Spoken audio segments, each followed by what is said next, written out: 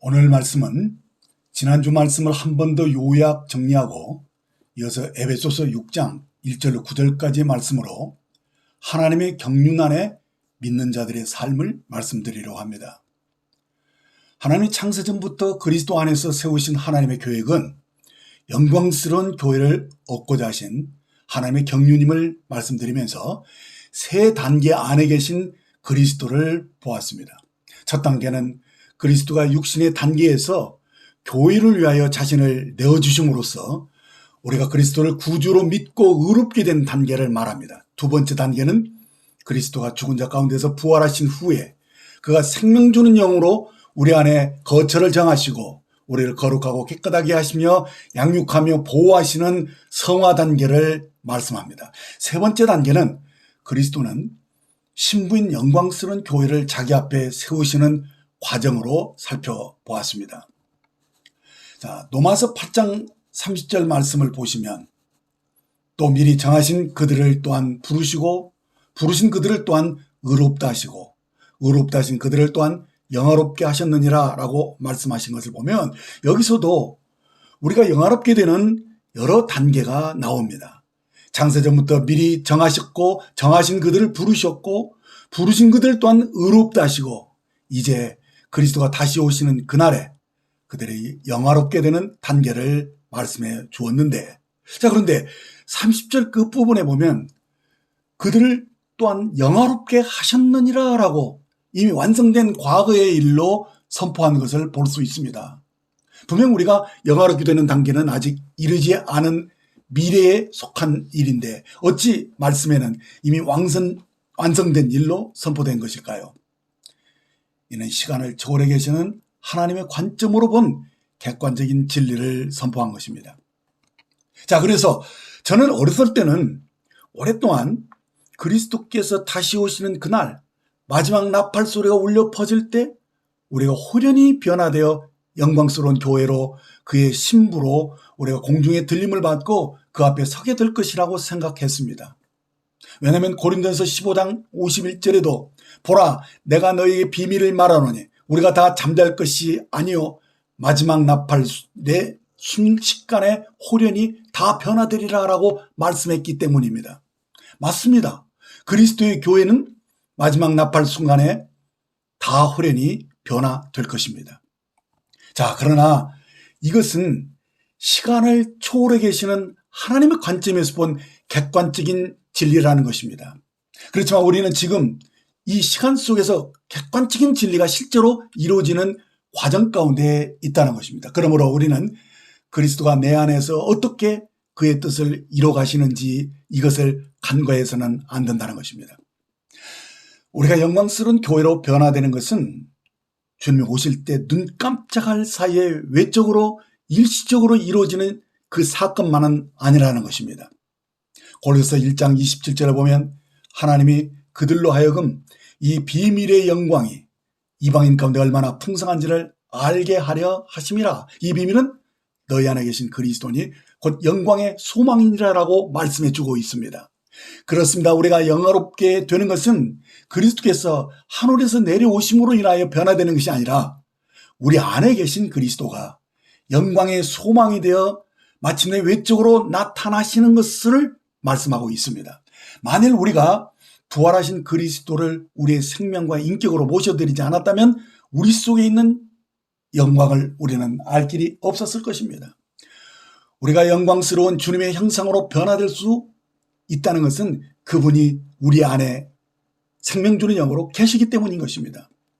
우리 중 많은 이들이 주님의 빛비춤이 하늘로부터 우리 위로 비친다라고 생각을 합니다. 그러나 주님의 빛비춤은 밖에서부터 비치는 것이 아니라 영광의 소망이신 주님이 우리 안에서 내적인 비춤으로 나타나는 것임을 생명을 가진 자들은 이미 체험했을 줄 압니다. 주님은 생명 주는 영으로 우리 안에서 언제든지 우리가 필요할 때마다 말씀하시는 분입니다. 이 말씀은 노고스가 아니라 레마라고 그랬죠. 우리의 형편과 처지에 적합한 말씀을 생각나게 하시는 분입니다. 그래서 적시에 우리에게 필요한 레마의 말씀으로 빛비침을 주심으로 우리를 새롭게 변화시켜 가는 것입니다. 그러니까 우리가 영화롭게 되는 것은 갑작스러운 사건이라기보다는 점진적으로 우리를 변화시켜가는 과정입니다. 그리스도께서 우리를 말씀 안에 있는 물로 우리를 씻으시키고 거룩하게 하시며 양육하시고 보호하심으로써 우리 속에 그리스도의 생명과 인격을 더해 가심으로써 마침내 주님이 오시는 그날에 우리가 영광스러운 모습으로 호련히 변화되게 된다는 것입니다. 그렇습니다. 우리가 지금은 여기 바로 이 그림처럼 애벌레로 나뭇잎을 갉아먹고 있지만 주님이 오시는 그날 우리는 아름다운 나비로 변화될 것입니다. 나비의 변화 과정은 우리가 그날에 영화롭게 변화되는 것을 보여주는 것입니다. 그러니까 지금 우리가 외형으로는 아무것도 달라진 게 없어 보여도 내적으로 우리의 속사람은 생명을 주는 말씀을 계속 먹음으로써 날마다 성장하고 변화돼 가고 있다는 것입니다. 이것을 간과해서는 안 됩니다. 우리가 영화롭게 되는 것은 갑작스러운 사건이라기보다는 나비의 아름다움처럼 나름 애벌레가 생명 속에서 있었고 그 애벌레가 계속 자라났기 때문에 때가 되었을 때 아름다운 모습으로 변화되었다는 것입니다. 그렇습니다. 우리 안에 계신 그리스도가 장차 우리에게 나타날 영광의 소망입니다. 우리의 영광이신 그리스도가 기회가 될 때마다 우리에게 빛빛 주심으로 우리를 일깨우시고 우리의 생각을 변화시켜 줌으로써 말씀이 일치되는 삶을 계속 살게 하심으로 우리 속에 하나님의 경륜이 이루어지는 것입니다. 우리 속에 그리스도가 확대되는 것, 이것이 바로 하나님의 경륜입니다. 자, 그러므로 우리의 삶은 하나님의 은혜로 곧 하나님의 공급하심으로 이루어지는 것입니다. 때마다 시마다 합당한 말씀을 공급해 주심으로 모든 시련과 역경을 이겨내고 다스릴 수 있는 그 능력이 우리에게 주어지는 것입니다. 이것이 우리에게 레마의 말씀으로 공급되어 주시는 하나님의 경륜입니다. 이와 같이 우리가 스스로 처신을 잘해서 세상을 이겨내는 것이 아니라는 겁니다. 우리가 영광의 소망이신 그리스도를 닮아가는 것이 곧 하나님의 은혜라는 것입니다. 이렇게 내적인 영광이 점차 확대되어 가므로 모든 부정적인 것들이 자해지고 그리스도의 성분이 더해짐으로써 우리의 변화를 주도해 가시는 것입니다. 그러므로 그날에 우리 주님이 하늘로부터 공중에 구름을 타고 오신다는 것은 객관적인 진리의 말씀입니다. 네, 그렇게 됩니다. 그러나 주관적인 체험으로는 영광의 소망이신 그리스도는 우리 속으로부터 영광을 나타내실 것입니다. 맞습니다. 객관적인 진리는 그리스도가 지금 하늘에 계시지만 주관적인 체험으로는 우리 안에서 역사하고 계신다는 것입니다. 그렇습니다. 그리스도께서 우리 속에 들어오신 이후로 주님은 우리를 통해서 밖으로 나타나실 길을 찾고 계시는 것입니다. 이는 마치 씨가 땅에 떨어져 심어짐으로 땅에서 자라나며 계절의 변화를 거쳐서 그 씨가 자라나 마침내 땅으로부터 결실이 되어 나오듯이 그리스도께서 우리 마음에 오신 이후로 우리는 많은 시련과 환난을 통과해 가면서 변화를 거듭하면서 마침내 그리스도의 신보로 나타나는 것처럼 하나님의 경륜은 우리 속에 그리스도의 영광을 더해지는 과정을 거쳐서 우리의 구원을 완성해 가신다는 것입니다. 고린도서 3장 18절을 보면 우리가 다 수건을 벗은 얼굴로 거울을 보는 것 같이 주의 영광을 보매 그와 같은 형상으로 변화하여 영광에서 영광에 이르니 곧 주의 영으로 말미암으니라고 말씀해 줍니다. 자, 이는 모세가 하나님 산 호렙에서 주의 임재 안에서 40일을 지낸 다음에 그의 얼굴 피부가 하나님의 영광으로 빛났던 것입니다. 하나님의 영광이 모세 안으로 불태워져 들어갔다는 것입니다. 이는 종교적인 가르침의 결과가 아니라 모세가 하나님의 영광을 바라보았기 때문에 생긴 결과입니다. 그래서 바울은 여기서 우리에게 권면합니다. 우리가 다 수건을 벗은 얼굴로 거울을 보는 것처럼 주님을 바라보고 반사해야 한다라고 말씀한 것입니다. 여기서 바울은 수건을 벗은 얼굴을 강조했습니다. 이는 많은 이들이 얼굴에 항상 수건에 가려져 있음을 뜻합니다. 그런 많은 이들이 여전히 종교적인 관념으로 인하여 수건이 가려져 있음을 염려한 것입니다. 우리는 주님을 대면하기 위해서 우리의 얼굴에 수건을 벗어야 합니다. 이렇게 기도해야 할 것입니다. 주님, 저희 얼굴에서 수건을 벗겨주옵소서. 수건이 가려져 있는 것은 가련한 일입니다. 그런데 많은 이들이 자신이 수건에 가려진 것조차도 모릅니다. 그러나 우리 수건을 벗어야만 우리 얼굴에 주님의 영광을 던집을 수 있는 것입니다. 근데 교묘하게도 많은 이들이 종교적인 관념으로 인해서 얼굴에 수건이 덮여 있다는 것입니다. 자, 그렇다면 우리가 어떻게 이 수건을 벗을 수 있을까요? 고린도서 3장 14절을 보시면 그러나 그들의 마음이 완고하여 오늘까지도 구약을 읽을 때 그 수건이 벗겨지지 아니하고 있으니 그 수건은 그리스도 안에서 없어질 것이다 라고 말씀합니다.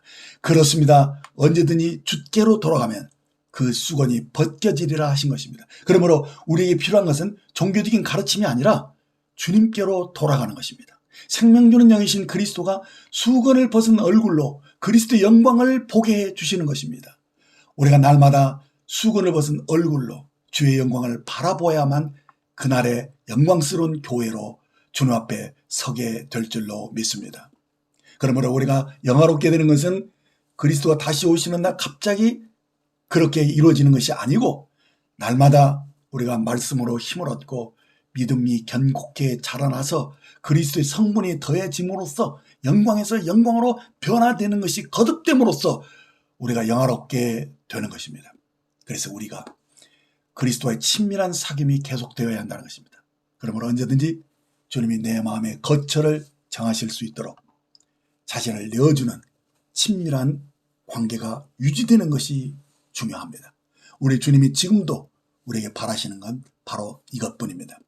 계시록 3장 20절을 보시면 볼지어다 내가 문 밖에 서서 두드리노니 누구든지 내 음성을 듣고 문을 열면 내가 그에게로 들어가 그와 더불어 먹고 그는 나와 더불어 먹으리라 라고 말씀하십니다. 이 말씀은 라오디아 교회에 하신 말씀인데 그들의 주장은 나는 부자라 부유하여 부족한 것이 없다라고 말했습니다. 그러나 주님이 보실 때 내 곤간 것과 가련한 것과 가난한 것과 눈먼 것과 벌거벗은 것을 알지 못하는도다라고 말씀한 것 봅니다. 많은 이들이 말씀을 지식으로 객관적인 진리를 아는 걸로 모든 것이 다 된 것처럼 생각하지만 그렇지가 않습니다. 그리스도와의 개인적인 사귐이 없이는 실제로 그리스도와 함께 먹고 마시는 것이 없는 사람입니다. 그 사람은 실제로 곤고하고 배고프고 헐벗은 자입니다. 내면에 충만한 은혜의 공급이 없이 세상을 이겨내는 믿음을 구사할 수가 없다는 것입니다. 왜냐하면 이는 주님이 문 밖에 계시기 때문에 실제로는 은혜의 공급이 중단된 상태에 있다는 것입니다. 그래서 우리에게 진정으로 중요한 것은 주님과의 사귐을 통해서 날마다 주님의 보좌 앞에 나아가는 것입니다. 거기서 지성소 은밀한 곳에서 전능자의 그늘 날개 아래에서 소중히 보호를 받고 양육을 받는 그런 자만이 세상을 이기는 자로 나타날 수 있다는 것입니다. 그래서 주님 오시는 날 후련히 변화될 수 있는 자는 내면의 변화가 날마다 계속되는 자인 것입니다. 그가 깨어서 주님을 기다리는 자로 있어야 한다는 말입니다. 그래서 주님도 인자가 올 때 그 종이 충성되고 지혜로운 종이 되어 주인에게 그 집 사람들을 맡아 때를 따라 양식을 나눌 자가 누구냐라고 물으셨던 것을 보게 됩니다. 마태복음 24장 46절에 주인이 오실 때 그 종이 이렇게 하는 걸 보면 그 종이 복이 있으리로다 하신 것입니다. 그렇습니다. 하나님의 경륜은 때를 따라 양식을 나눠주는 선한 청지기의 삶으로 이루어지는 것입니다. 날마다 성령의 충만함으로 사실 때 우리를 통하여 주님의 나라가 확장되어 가는 것입니다. 그렇습니다. 하나님의 나라는 먹는 것과 마시는 것이 아니라 오직 성령 안에 있는 의와 평강과 희락이라고 말씀하시면서 그리스도를 섬기는 자가 하나님을 기쁘시게 하며 사람들에게도 칭찬을 받느니라고 말씀하고 있습니다. 그러므로 우리가 화평의 일과 서로 덕세우는 일을 힘쓰나니라고 말씀합니다. 이렇게 하나님의 나라는 우리가 성령으로 살 때 의와 평강과 희락이 나타난다는 것입니다. 그래서 그리스도를 섬기는 자는 우리의 일상생활에서 하나님을 기쁘시게 할 뿐 아니라 사람에게도 칭송을 받는 것입니다. 이는 우리가 화평의 일과 덕을 세우는 일이 우리의 일상에 나타나야 하는 것입니다. 그래서 에베소서에서 우리 일상에서 그리스도를 경외함으로 피차에 복종하는 거룩한 삶을 말씀해 주셨는데 그래서 지난주에 부부 생활을 그리스도와 교회의 비밀을 통해서 배웠습니다. 오늘은 자녀들과 아비의 관계 그리고 종들과 상전들의 관계를 통해서 의와 평강과 희락이 넘치는 믿는 이들의 삶을 배우고자 합니다. 에베소서 6장 1절을 보시면 자녀들아 너희 부모를 주 안에서 순종하라 이것이 옳으니라 라고 말씀합니다. 여기서 순종이란 청종하다, 말을 귀담아 듣고 따르다 라는 말입니다. 자녀들은 마땅히 부모의 말을 잘 듣고 따라야 합니다. 자, 그런데 이 당연하고도 옳은 순종을 내 힘으로는 잘 안 된다는 것입니다. 이는 아담의 타락으로 우리가 나면서부터 불순종의 아들로 태어났기 때문입니다. 그래서 자녀들은 부모의 말을 듣기보다는 친구의 말을 더 잘 듣고 자기 고집으로 부모를 거스르기를 잘합니다. 심지어 때를 떠서 부모를 굴복시키려는 불효자들도 있습니다. 왜 그런 겁니까? 불순종과 반항의 죄의 본질이기 때문입니다. 그래서 말씀을 주위에서 보면 너희 부모를 주 안에서 순종하라고 권한 것을 봅니다. 주 안에서라는 말은 주님과 하나가 됨으로써 부모에게 순종하라는 말입니다. 이는 자신의 힘이 아닌 주님을 의지함으로써 주님의 말씀에 순종하는 자세로 부모를 순종해야 한다는 것입니다. 그러니까 아직 주님을 믿지 않는 부모일지라도 또 자식들에게 또 못할 짓을 하는 그런 악한 부모일지라도 날마다 술 먹고 부인 패고 아이들 괴롭히는 그런 아비일지라도 그런 부모를 우리는 공경하기가 무척 어렵죠. 그래서 주 안에서 공경하라고 말씀하신 것입니다. 주님의 사랑과 은혜로 공급하는 것이 옳다는 것입니다. 예, 여기서 옳다라는 말은 이 부모를 공격하는 것이 의롭다라고 말하는 것입니다. 그러므로 부모에게 순종하는 것은 옳은 일이고 의로운 일이라는 것입니다. 자, 그래서 2절과 3절을 보시면 내 아버지와 어머니를 공경하라. 이것은 약속이 있는 첫 계명이니 이로써 내가 잘 되고 땅에서 장수하리라. 자, 여기서 공경하라는 말은 영어로 honor입니다. 귀히 여기고 존중히 여기라는 말입니다. 그러니까 공경은 순종하는 것보다 더 높은 차원의 말입니다. 순종은 행위로는 하는 것처럼 할 수 있지만은 공경은 마음의 태도까지 부모를 귀하게 여기고 존중하라는 것입니다. 왜 그렇게 말씀하신 것입니까? 부모는 우리 목숨을 내어주신 분입니다. 따라서 하나님의 권위를 가진 자입니다. 그러므로 하나님을 경외하듯이 부모에게 순종하는 것을 우리가 배워야 한다는 것입니다. 여기서 약속 있는 첫 계명이라 말씀한 것은 10계명을 보시면요. 1계명에서 4계명이 하나님에 관계된 계명입니다. 그런데 나머지 계명들 5계명부터 10계명은 사람과 사람 사이의 관계에서 주어진 계명인데 바로 이 5계명이 부모를 공경하라는 것이잖아요. 출애굽기 20장 12절에 보면 내 부모를 공경하라. 그러면 내 하나님 여호와가 내게 준 땅에서 내 생명이 길리라 라고 10계명을 주실 때 사람과 사람 사이의 계명 중에 맨 먼저 주신 계명이 바로 내 부모를 공경하라는 계명입니다. 그러므로 우리는 부모에게 순종하는 것이 다른 계명보다 살인죄나 간음죄나 도둑질하는 것보다 더 비중이 큰 죄라는 것을 아셔야 할 것입니다. 그러므로 물질적인 축복과 장수는 부모를 공경하는 자들에게 주어지는 금생에서 받는 하나님의 축복입니다. 왜 부모를 잘 공경하는 자들이 모든 일이 잘 되는 것입니까? 그것은 부모를 잘 공경하는 사람은 모든 인간관계를 잘하는 사람이기 때문입니다. 모든 삶의 형통함은 대부분 바른 인간관계에서 나오는 것입니다. 그리고 우리가 건강하게 살려면요. 스트레스를 받지 않고 살아야 하는데 이 스트레스가 어디서 나옵니까? 잘못된 인간관계에서 나오는 것입니다. 이 화평함이 곧 샬롬이 바른 인간관계와 무관하지 않다는 것입니다. 우리 건강이 샬롬에서 나오는 것입니다.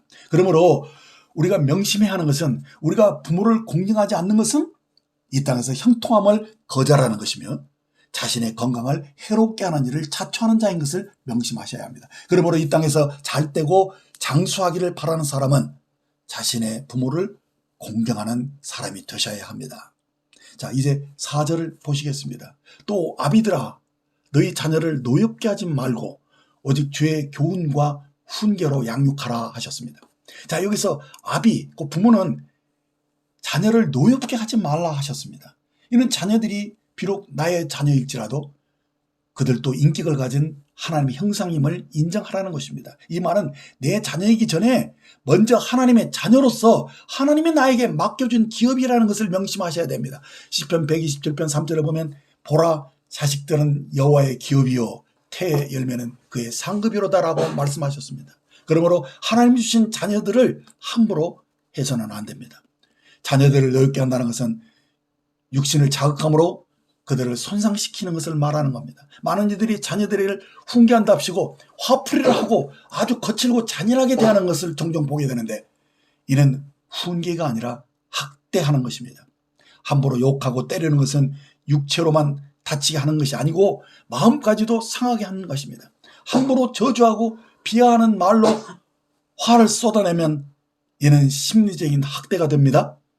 불공평하게 대하거나 편애하는 것도 자녀를 낙심시키는 일입니다. 그리고 남 앞에서 창피를 주는 것도 심리적인 학대입니다. 그리고 바쁘다고 무관심하고 방치해서 외롭게 두는 것도 무서운 학대에 해당합니다. 그리고 의견을 무시해서 일방적으로 복종을 강요하는 것, 이것도 인격적인 모독에 해당됩니다. 아일지라도 의견을 묻고 필요하면 설득해서 부모의 말을 따를 수 있도록 인격적으로 대화하라는 것입니다. 간혹 부모의 욕망을 자녀들을 통해서 이뤄보려고 과욕을 부리면서 막 공부하라고 성공을 막 지나치게 강요하는 그런 부모들이 있는데 그것이 자녀들을 노엽게 한다는 것입니다. 그리고 부모라고 잘못할 수 있잖아요. 그러면 잘못했으면 그 과오를 인정하고 자녀에게 사과할 줄 아는 부모가 돼야 됩니다. 부모의 권위만 주장하고 강압적인 복종만 강요하는 그런 게 하면은 자녀들을 노엽게 하는 겁니다. 좌절하게 하고 실망시키면서 부모에 대한 신뢰가 그때 무너지고 맙니다. 분노와 반항심 이런 것들이 그때 생겨나는 거예요. 모든 대인관계를 망쳐놓는 것은 결국 자녀의 인생에 노엽게 하고 분노하게 하는 그것으로 해서 인생의 파국으로 몰고 가는 그런 성격이 형성되는 것입니다.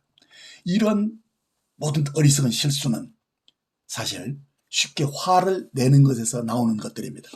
그러므로 자녀들을 노엽게 하지 말라 하신 것은 부모가 먼저 십자가 밑에 나아가는 것을 배워야 한다는 것입니다. 여기서 주의하는 것은 자녀의 실수나 못된 행실을 대면하기 전에, 그러니까 자녀에게 분노를 표출하기 전에 반드시 먼저 자신이 십자가 밑에서 머물러 있어야 합니다. 이 말은 내가 주님의 자비하심으로 용서받은 의인이 되었음을 기억하라는 것입니다. 내가 화를 내지 않을 수 있는 유일한 길은 이 십자가 밑에 잠시 머물러서 주님의 은혜를 회상하는 것뿐입니다. 여기서 우리는 주님의 음성을 듣고 주님이 주시는 지혜로 자녀에게 나아갈 수 있어야 합니다. 자, 이것이 주의 교훈과 훈계로 양육하라는 말씀입니다. 여기서 양육한다는 문자의 뜻은 기른다, 먹인다라는 뜻입니다. 이는 성숙한 어른이 되도록 준비시킨다는 의미입니다. 이 가정이라는 이 둥지를 떠나서 언젠가는 자력으로 살아갈 수 있는 어른으로 이렇게 키워야 합니다. 어른이 된다는 것은 분별력을 키우라는 말입니다. 여기서 그렇게 하기 위해서 뭐가 필요하냐? 교훈이 필요합니다. 이 교훈은 디스플린입니다. 이 말은 훈계한다, 훈련한다, 교정한다는 의미입니다. 성경은 때로 우리에게 배질이 필요하다고 말씀합니다. 그러나 배는 때릴 시기가 있습니다. 어렸을 때는 매가 가능합니다. 그러나 청소년 이상이 되면 매를 들어서는 안 됩니다. 그때는 엄청난 상처와 반항을 통해서 자녀들을 어렵게 만듭니다. 자, 그런데 왜 매질을 당하는지를 모르게 되면 그 매질은 아무런 효임이 없다는 것도 아셔야 됩니다. 반드시 징계를 할 때 징계를 받는 정당한 이유를 납득시키고 난 후에야 그런 징계도 할 수 있고 훈계도 할 수 있다는 것입니다. 제가 어떤 책을 보니까요, 어린아이가 한두 살 때 벌써 부모에게 도전하는 악한 심리가 싹 트고 있다고 했습니다. 그래서 3살이 되기 전에 자녀를 못 잡으면 평생 그 뒤를 눈물 지으며 쫓아다니게 된다라고 말했습니다. 감리교의 창시자인 존 웨슬레와 수많은 찬송가를 지은 찰스 웨슬레의 어머니 수산나, 그는 19명의 자녀들을 훌륭히 키운 어머니로서 이렇게 말했습니다. 자녀들의 고집을 즉시 꺾어 버려야 합니다. 이것을 빨리 꺾을수록 좋다고 말했습니다. 자녀들에게 지나치게 친절하여 그들을 제멋대로 하게 버려두는 부모는 사실상 잔인한 사람으로 그런 마귀의 일을 방조하는 자로서 신앙을 무미하게 만들고 자녀의 영혼과 육신을 멸망하게 하는 사람이다라고 말했던 것입니다. 맞는 말입니다. 부모에게 자기 고집을 꺾지 않는 사람은 결국 하나님께도 불복하는 악인이 되기 때문입니다. 그래서 하나님의 계명을 어길 때, 또 사회의 규율을 어길 때 반드시 고통이 온다는 것을 인식시켜 줘야 합니다. 그래서 부모에게 불순종하고 반항할 때 반드시 그 고집을 꺾고 거짓말하거나 속이는 일을 고칠 수 있도록 단호하게 징계를 하셔야 하며, 남의 물건에 손을 대는 경우 반드시 징계하여 제자리에 주인에게 가져다 놓게 해야 합니다. 징계는 육체에 고통을 주는 것이죠. 그래서 종아리를 매질하거나 또 손을 들어서 벌을 서게 한다거나, 혹시 또 벽을 향해서 1시간 정도 반성하게 한다든지, 또는 좋아하는 것을 하루 또는 일주일 동안 금하는 것 등 이렇게 다양합니다.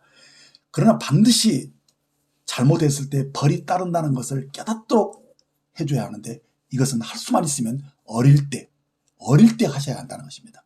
그러나 저는 그 어떤 징계보다도 부모가 자녀들에게 복음의 진리를 전해주는 것을 권합니다. 은혜로 사는 법을 가르치고 훈련해야 한다는 것입니다. 그래서 매일 아침 말씀과 기도로 하루를 시작하도록 어려서부터 경건한 삶의 습관이 들도록 도와줘야 합니다.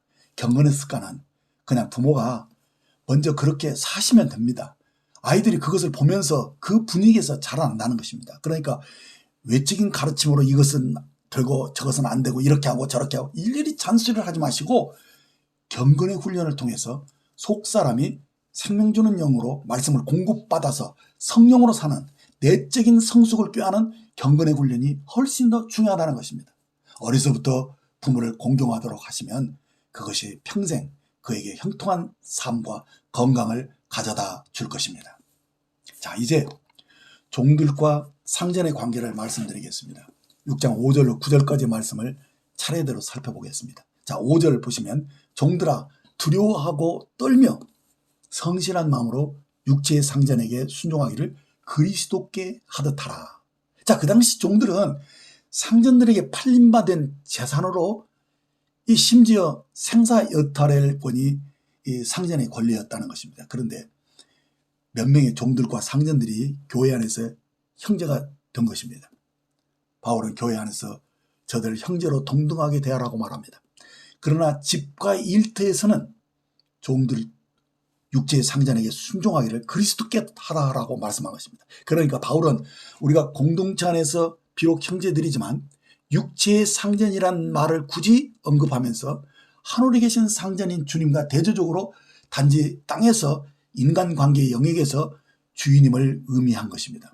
그럼 어떻게 육체의 상전을 대하라는 것입니까?